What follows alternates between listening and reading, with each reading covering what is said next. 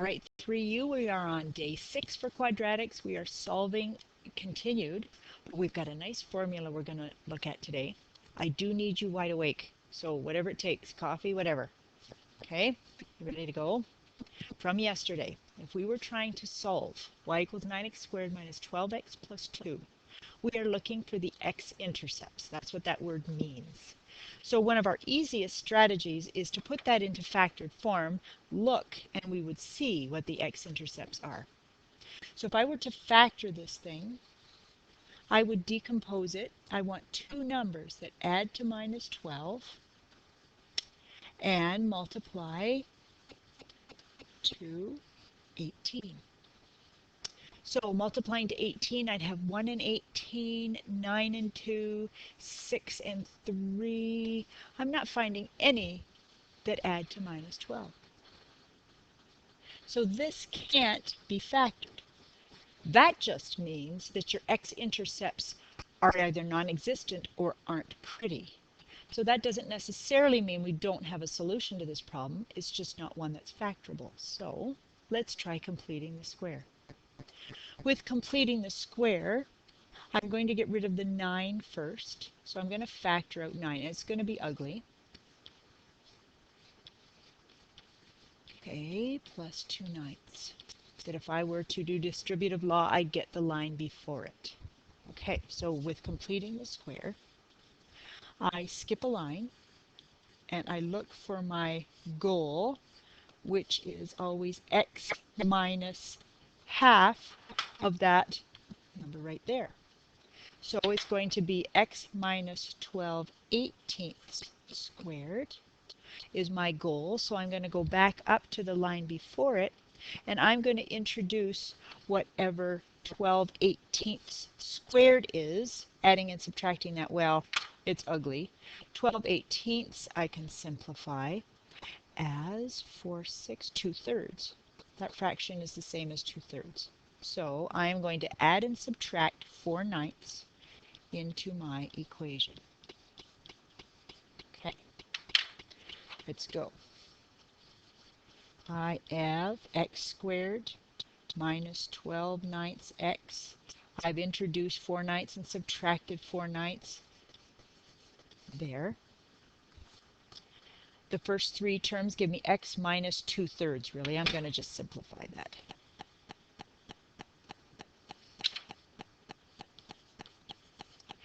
And the leftovers, leave me with minus 2/9. So I am just going to do distributive law. I end up with minus 2/3 squared. 9 times 2/9 is minus 2. So when I have completed the square, I have that, which isn't as ugly as we thought. If I want to solve, I'm looking for x-intercepts or when y is equal to 0. So our strategy yesterday was to set that equal to 0 and undo the equation, opposite to order of operations. So I'm going to add 2 to both sides. Next, I'm going to divide both sides by 9. And then I am going to impose a square root on the left and the right, remembering to consider the positive and the negative. Lastly, I am going to add 2/3 to both sides.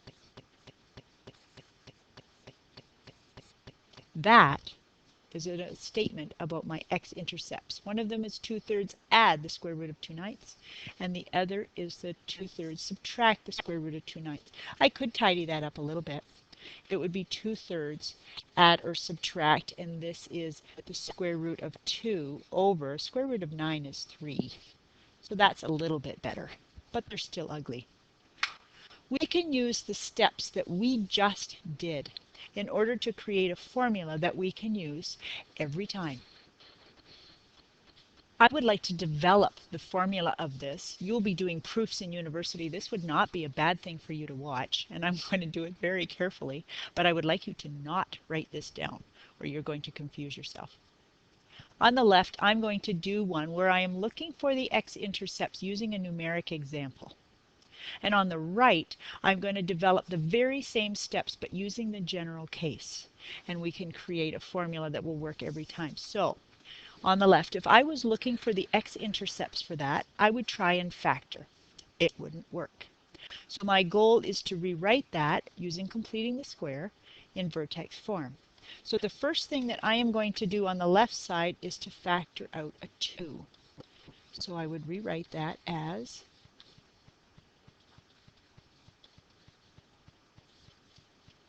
I'm going to do the same thing on the right side. I'm going to factor out an a.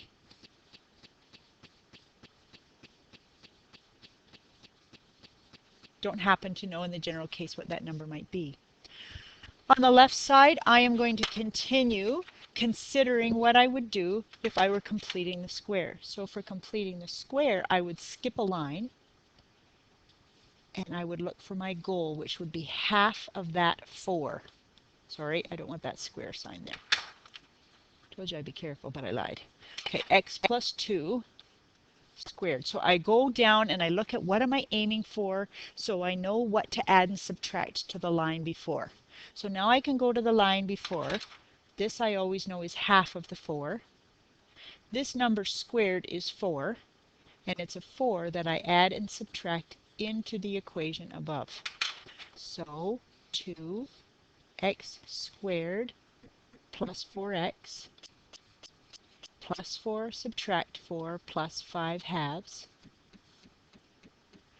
That allows me to write those first 3 terms, the x squared, the 4x, and the 4, as x plus 2 squared, and the leftovers, if I consider a common denominator, would be minus 8 halves plus 3 halves is plus 5 halves is minus 3 halves. So I did that all in one step. I'm going to do the same things.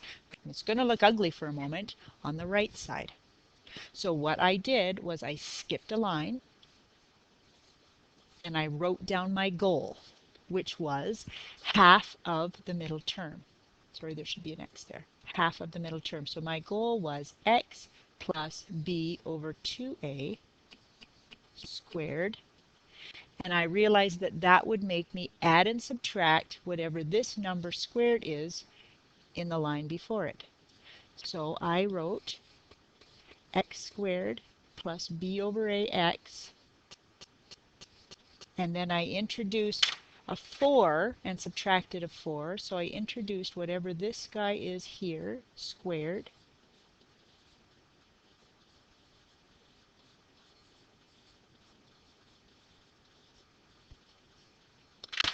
into the equation.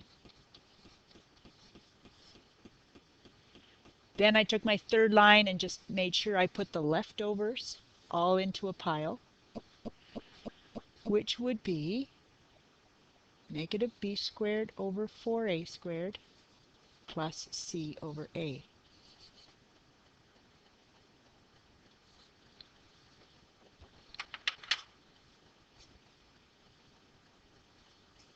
Then, going back to the one with the numbers, I divided both sides by 2. No, I didn't. I added.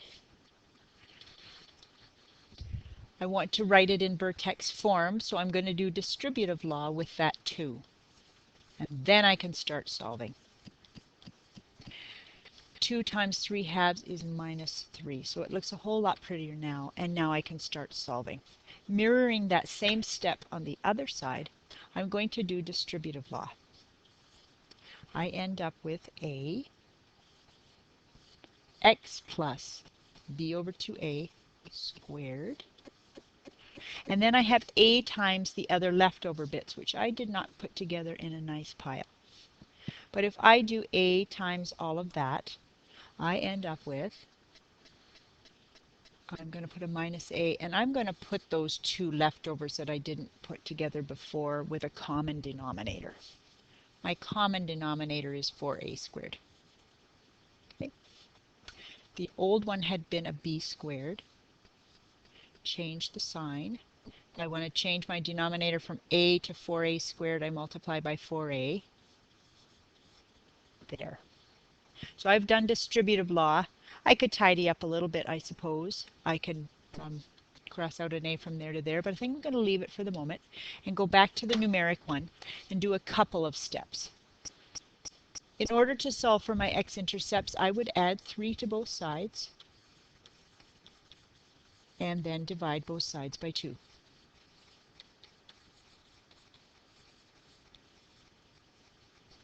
Lastly, I would impose a square root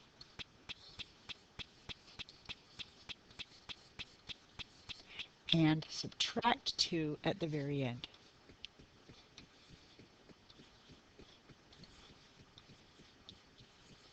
I have found my x-intercepts. Let's mirror those steps with the general case. So once I had done distributive law, then I added 3 to both sides. So that means I'm going to add this bunch of stuff to both sides. So I will have a times b squared minus 4ac over 4a squared equals a times x plus b over 2a squared. Then I divided both sides by 2. So I'm going to divide both sides by a. And that means that both of those a's disappear. B squared minus 4ac over 4a squared equals x plus b over 2a squared. Next, I imposed a square root on both sides. So I'm going to take the square root of the left side and the right side, remembering to consider both positive and negative cases.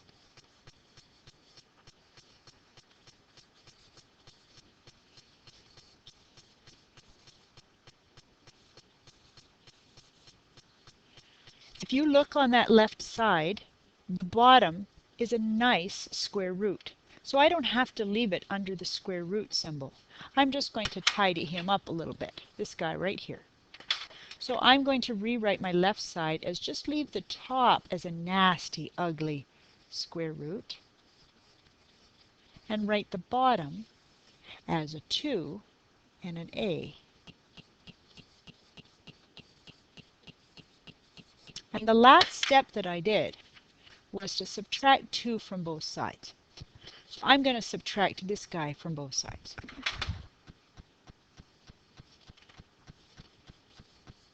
So I have negative b over 2a. I've subtracted b over 2a from both sides, plus or minus b squared minus 4ac over 2a.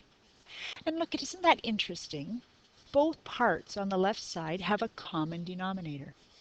So I can put them together in one unhappy, ugly pile, minus b plus or minus the square root of b squared minus 4ac all over 2a.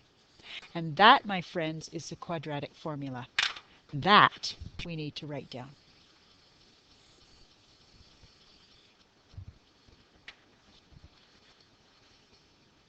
For finding the x-intercepts or the zeros of a quadratic in the form ax squared plus bx plus c, in other words, in general form,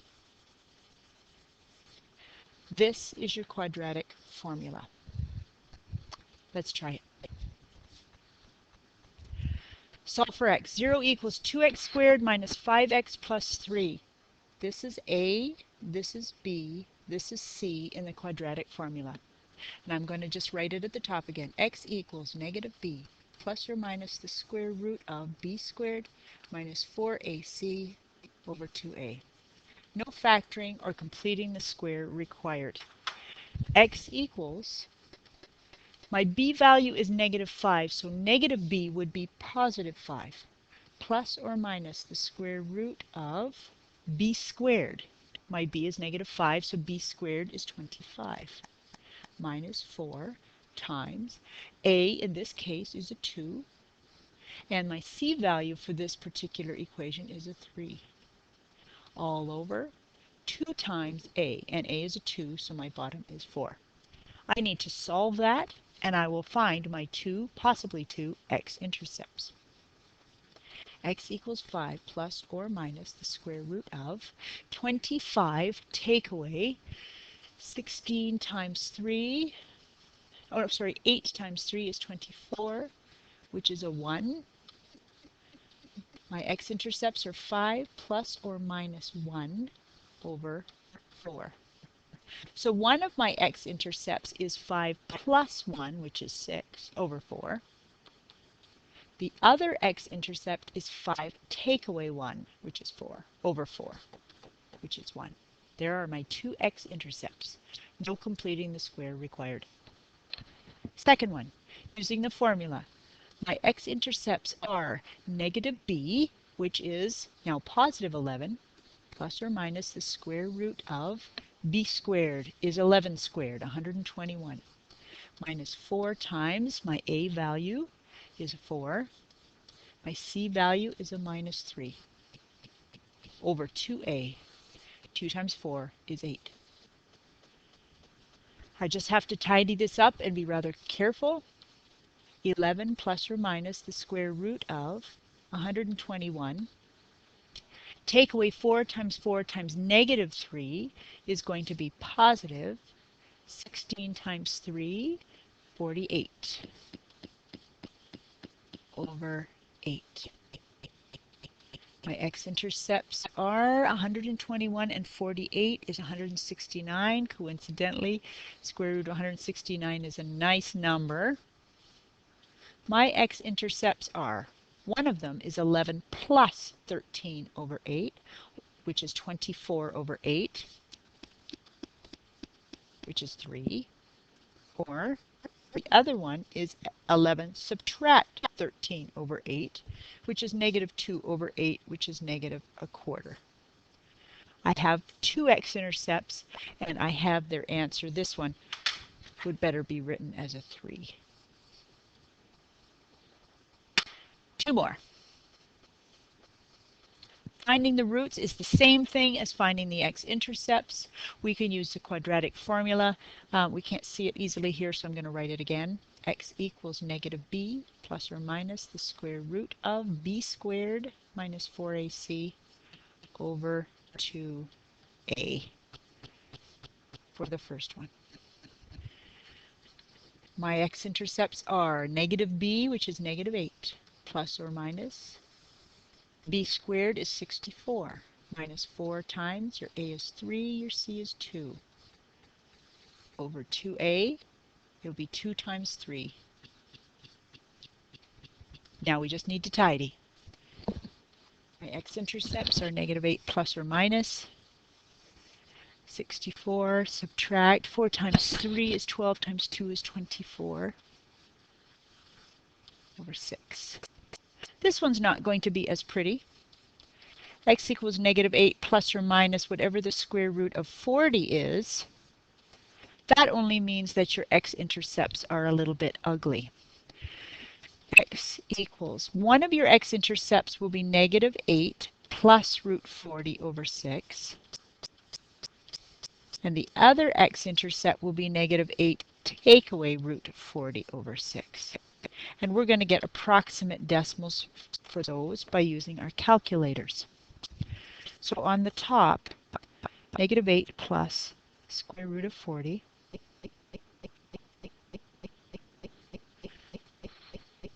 divided by 6 is negative 0.28 approximately. The other one is negative 8 subtract the square root of 40 divided by 6 is negative 2.4 approximately. So we have our two x-intercepts. The next one is x squared minus 6x plus 13. For our x-intercepts, we are going to use the quadratic formula. Negative b, your b is negative 6, so if we use negative b, it's going to be positive 6 plus or minus the square root of b squared is going to be 36 minus 4 times your a is an invisible 1 in this example, and 13 for the c, over 2a on the bottom. A is an invisible 1, so we will use 2. Tidying that up to find our x-intercepts. Underneath the square root, we have 36 take away 52 over 2. If you type that into your calculator, it's going to swear at you. It's going to say error 2 or whatever calculator swear is. The problem is you can't have a negative under a square root sign. Your calculator won't let you do that. So what does that tell us? It tells us that there aren't any x-intercepts at all. If you remember from grade 10, we talked about the fact that quadratic functions can have two x-intercepts, none, or possibly one double right there. It's hard to see in black, sorry, where it just touches that x line in one place. Our quadratic formula can help us determine whether there are none, one, or two x-intercepts to a function. The discriminant, which is this part right here, b squared minus 4ac, tells us if this square root was negative. We notice that our calculator didn't allow us a calculation. If b squared minus 4ac is negative, you can't take a square root of a negative. That means you have no x-intercepts.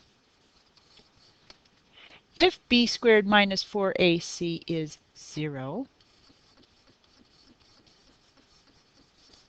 there will be exactly one answer to this problem.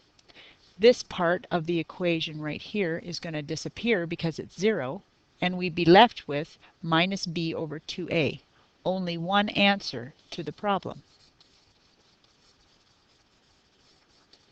If b squared minus 4ac is positive, we can find a value to this square root part, and we can find our two solutions by adding and subtracting within that equation. If it is positive, there are two x-intercepts. So let's write that a little bit prettier.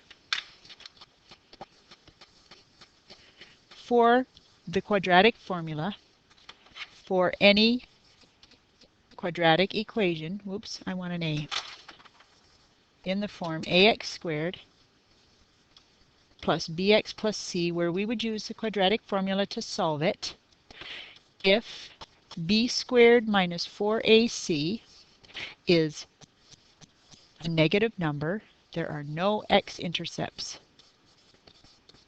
If b squared minus 4ac is equal to 0, there is one x-intercept. And lastly, if under that square root sign is a positive, there will be two x-intercepts.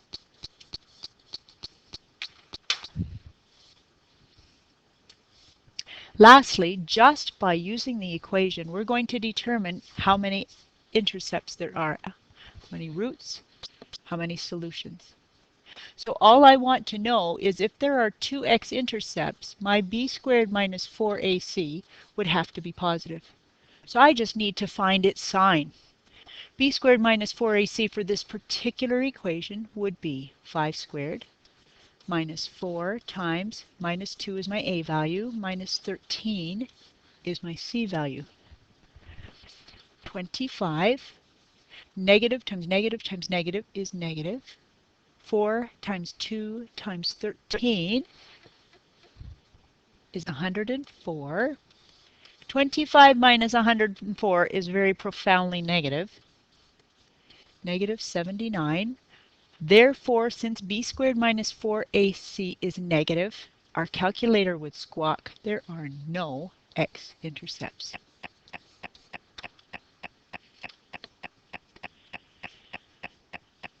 So that means, and I'm only going by the fact that I know the y-intercept is minus 13, and it opens downwards, I must have a parabola that does something like that, or something like that. But there are no x-intercepts.